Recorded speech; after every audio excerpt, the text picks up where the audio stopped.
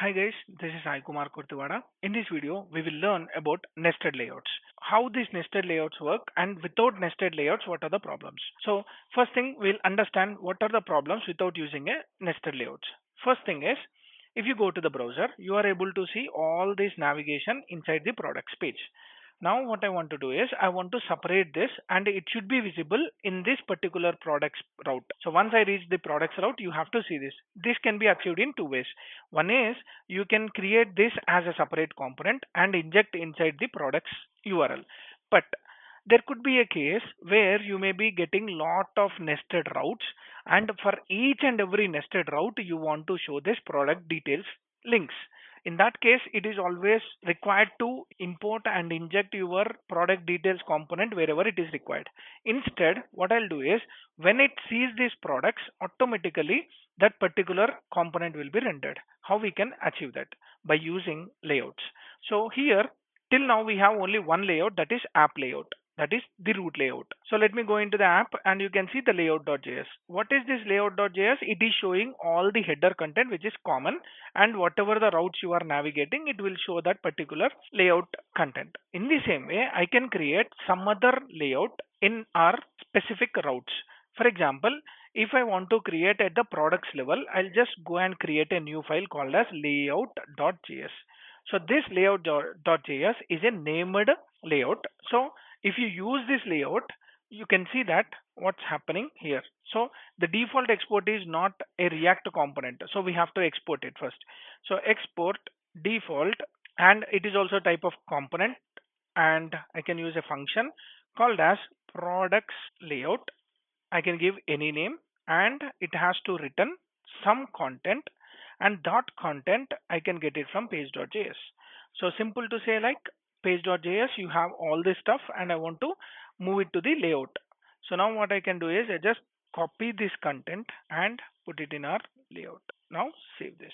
Here you are not able to get the link. Let me import that link. Save this. Now go to your page.js and inside this page.js of products, you can remove all this content, and I'll just return some data where I can use like h1 products page and save this.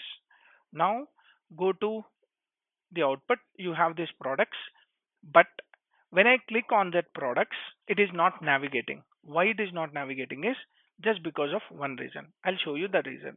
The thing is, we have created a products layout. Whenever this products layout is rendered, you have to show the child content. So how to show that child content?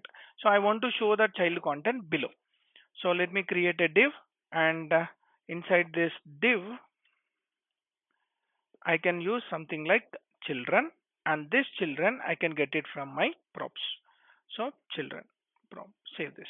And now go here, you can see product 1 details. When I click this, product 2 details.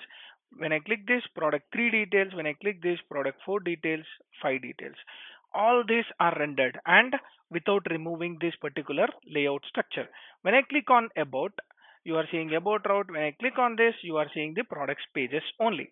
But what is the use of this page.js? Here we have created a products page which is not at all needed. Why? Because if he go only to the products, for example, if I go only to the products, then he can see this products page. Either you can use this or else you can ignore to use this particular component. So that is how we can create our products page. Anyway, I need a default page to show my products. So that is why I'm using this products page. So let me go here, and if you click on products details, it is going to details, and 2, it is showing 2, 3, 4, 5. And this is a common code. So that common code is visible for everyone. Let me click on this and click on this, click on this, click on this, click on this. Whenever you go to products alone, you will see products page with all these particular routes. So that is how you can create your nested layouts. So we have created a nested layout. If you go into about, you are not able to see the nested layout. It will only visible when you go inside your products, and by default you will be showing the products page. When you click on a particular details page, you can see the details content. So that's how you can use your nested layouts. And still there is one problem over here. You can see there is a warning given by Next.js, that is each child in a list should have a unique key. So where it is happening in layout.js. Why? Because if you see this item, so this item is looped. Whenever there is a looping happen, this is the same problem which will be shown in your React as well. We have to give a key property for each and every iteration. So I'll provide the item because it is my uniqueness. So let me save this, and you are not able to see that particular warning. If same thing if you implement in React, you will be seeing on the browser. So let me revise this. So let me save this, and I have created a layout.js file which is a reserved file.